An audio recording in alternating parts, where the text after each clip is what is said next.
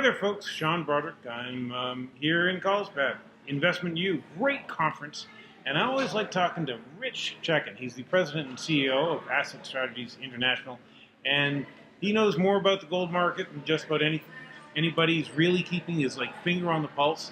And so I was going to ask him to just give you the benefit of his observations of what's going on with gold. Could you please speak to my subscribers, Rich? Absolutely, Sean. Love to.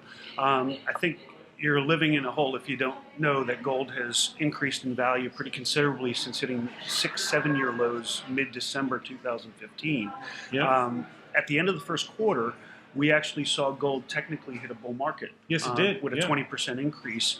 And I think the interesting part of this are a couple things. One, that prior years, we've seen a first quarter rally in precious metals, but it never materialized. It kind of fizzled out, stayed in range, and there was no more to be heard.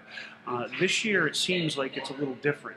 You know, from December until the end of the first quarter, I think mainly we saw institutional investment, central funds, central banks, hedge funds, etc. The retail investor really did not get into this market until the past month or so. And I think it's because they were gun shy from previous years. The difference now is we have a technical bull market by definition, and it's confirmed by a couple things.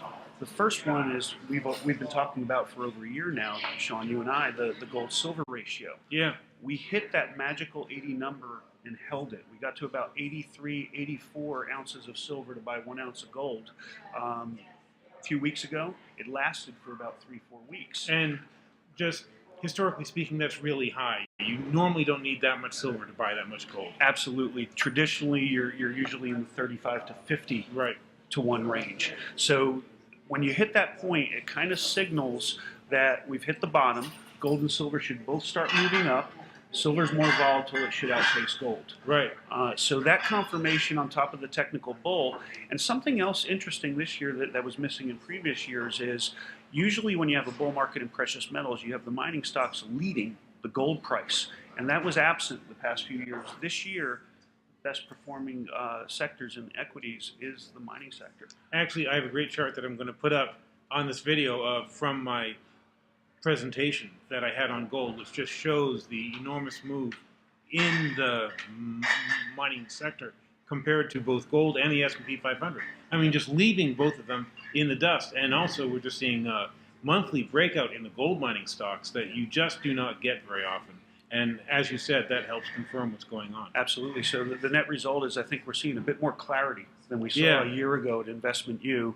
And for us, there's basically 3 things to do if you're looking at buying precious metals at coming off the bottom. You know, if your number one goal is insurance, for me, that is always gold. So that's where I would be pointing to coming off the bottom. Your insurance premiums are cheap right now. If your number one goal is profit, okay, to me that's silver. Because silver follows gold down and then goes deeper on the lows. And then when it turns around, it goes higher typically and outperforms on the upside. It can really blast off, and we're just starting to see that happen. Yeah, so you get greater profit potential. If that's your goal, silver's probably the play. If you're a trader, you're trading those gold coins, bars, etc. You're selling them, taking the proceeds and buying silver here. And when it gets back down to those more reasonable levels, then you're going ahead and selling your silver and trading it in for gold at that point. Right. For most folks, they're not traders. Let's be honest. So you're either looking at insurance or profit or a mix of the two. And you would skew it one way or the other if both are on your radar. Well, actually, you just brought up a great point, is that things go up and things go down. And so in this thing, you really don't have to chase things, and you just have to set your targets, know what you would be comfortable paying, and the odds are that you might probably have a good chance to pay that, because this is a roller coaster. This is a roller coaster like none I've ever seen before. I mean, when I think about the end of last year and the kind of despair that I heard when I talked to miners and stuff, you know, because a 4.5-year bear market will really crush the spark out of anybody. But then the way things have really turned around, it is amazing. It really is. That's the boom and bust world of mining stocks. Right? Yeah, so. Right.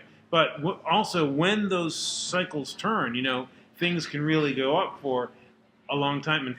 Absolutely agree. Now, the word of caution, that doesn't mean take all of your assets and put it into gold. Of course not. Nobody It only should be a recommends that. small portion of your portfolio, just like Oxford Club tells you. But Absolutely. Yeah, Absolutely. okay, great. Well, thanks for speaking to my subscribers. Is there anything you want to add before we go? No, just obviously we're a source if that's something you want to consider. Asset Strategies International, they are very trustworthy. You guys have always been honest with me and like honest with everyone else, and I think people really appreciate that. I appreciate that, Sean. Okay, great.